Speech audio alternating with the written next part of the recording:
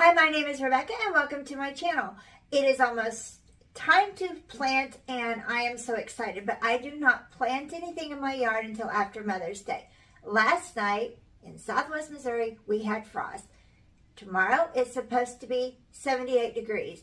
So we're just all over the place and I do not have time to go cover plants up for early planting and take them off in the morning. And I'm telling you, it's too much for me, so I just wait till after Mother's Day. I also have a thing about driving by someone's house and seeing a bunch of fake flowers in their planter boxes.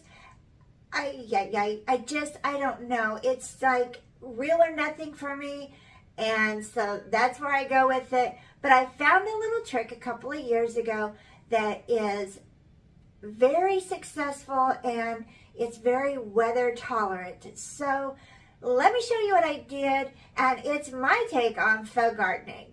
Come craft with me. I picked these containers up, these little tin containers up at the Dollar Tree, and I picked up these splatter screens at the same time. I am going to use some E6000 and I'm going to put it around the top rim of the containers.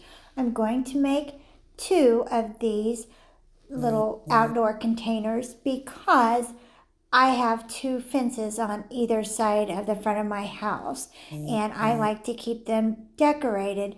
One is to hide the trash cans and the other is to hide my air conditioning unit from the street.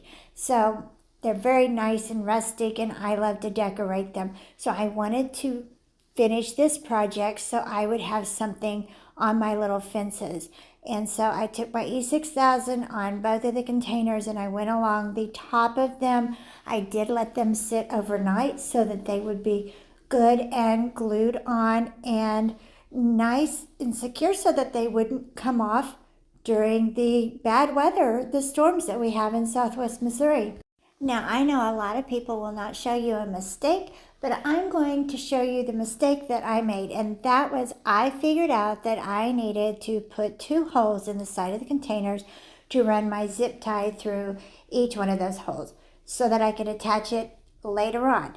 Now, I had already glued my splatter screen down when I realized that I needed to have some room to feed the zip tie in from one hole to the other. So I made a mistake. I thought I would show you. Everybody makes mistakes, but they're easily fixed. And so I used a little hammer, tapped a little hole, and I used an ice pick. These containers will make a nice hole very easily.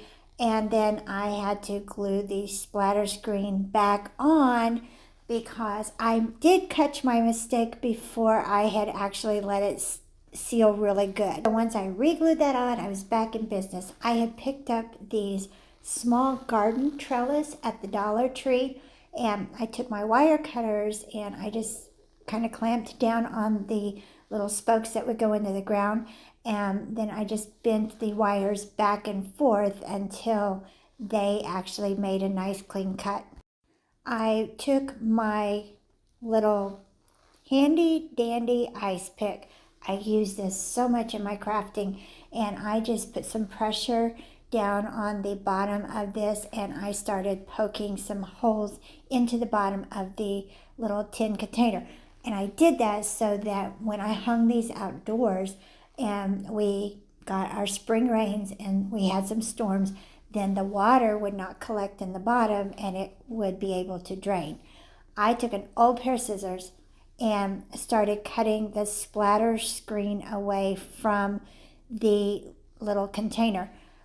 Be very careful if you do this because you can get cut. I had made this about 2 years ago.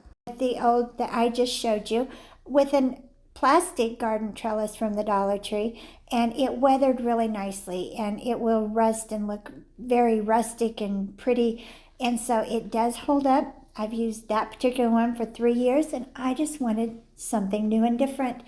I took my scissors and started poking some holes down into the splatter screen, enough so that I could fit my foliage down in to the splatter screen and it would hold up.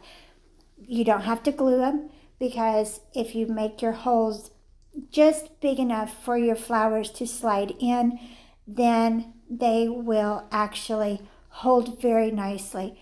I'm using these plastic little succulents from the Dollar Tree, and I'm using the plastic foliage from the Dollar Tree.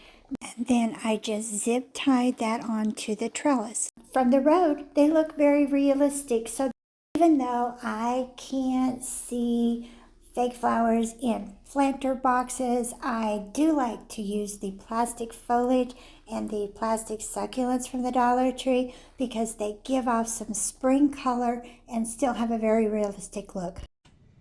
So I hope that my little trick can help you out, and maybe, I've got spring fever. I'm sure you do too.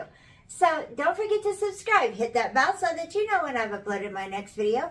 Give me a thumbs up, and thank you so much for watching Crafts, Laughs, and Chaos.